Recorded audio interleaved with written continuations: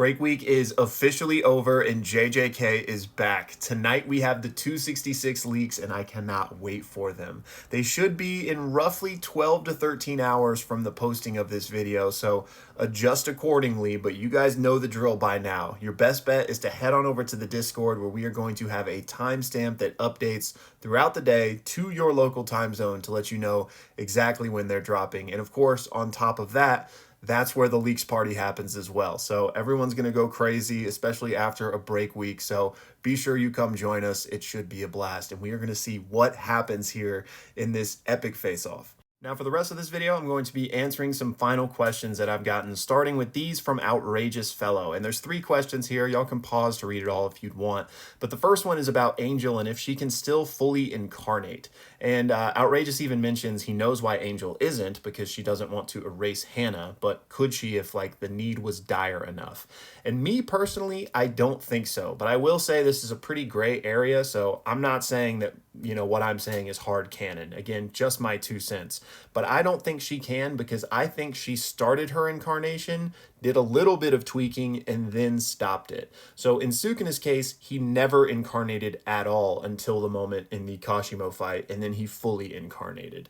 But we have an example with someone like Yorozu, who incarnated but only slightly because she wanted to keep Sumiki's appearance, but she did tweak a few things, like the face looks a little bit more like Yorozu. So she started the transformation, but then decided, I'm only going to do these couple of things and not fully transform. I think that's also what Angel did, because Hannah now has a halo and angel wings, so some sort of transformation did occur. But I think if you do start it and then stop it, you can't just keep picking it back up. It's like an all or nothing thing. Once you start it, you got to go all the way, or whatever amount you do go, that's all you're ever going to get. So that's my 2 cents. I don't think Angel can incarnate now. Second question is, what do I think of Kenjaku's curse technique having a failsafe that returns him to a previous body? And I'm all on board with this. I've spoken about different avenues that I think exist for Kenjaku to come back, and a nuance of his curse technique that we're not familiar with is way up on that list. So I could certainly see that happening. I could see it happening via some weirdness with the merger. I could see it happening with cursed object incarnation, of which he's the inventor. So I do think there's a lot of possibilities there, and that one that you bring up is an interesting one for sure. And then finally, just a dumb, I wish this could or would happen, would be for Kenjaku's technique to put Gojo in Geto's body. Yeah, I think that would be kind of like crazy poetic for a lot of reasons, just like a lot of the relationships and drama and like fulfilling things that previously had been failed at earlier in the story. A Gojo in Geto's body would make a lot of that possible and very intriguing, but I don't think that's going to happen for the main reason, just because I don't think the pieces on the board are there to facilitate that, mostly because Geto's body is presumably pretty beyond repair at this point.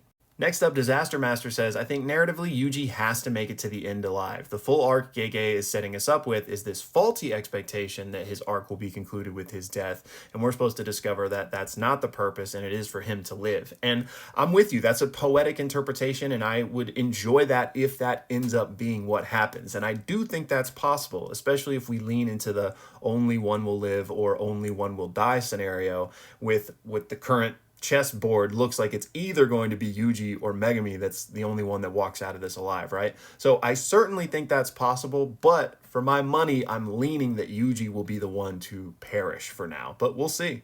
Next up, Ethan says he's curious if what we might see next in this scenario that's going on with Yuji and Sukuna would be similar to the Monkey King relieving himself on Buddha from the Journey to the West, where Yuji kind of shows that Sukuna has now been outclassed. And that would certainly be a really interesting parallel. And like, I don't know if you're saying that like Yuji will literally do that. I don't think you are, but like figuratively or symbolically, it's that type of moment where, you know, Yuji has his comeuppance. And I could certainly see something like that. I mean, it appears that's what we're being teed up for, at least, with him saying like, hey, I can kill you. This is your last chance. And we saw how Sukuna reacted to it. That's very much like getting pissed on, honestly. So we'll see what happens. Next up, I'm Gaming says, if Gojo didn't learn RCT when Toji killed him back in Hidden Inventory, would he have come back as a vengeful cursed spirit? And it's certainly possible, because it did seem to be that the killing blow would have been that dagger to Gojo's brain, and that was not a cursed tool. So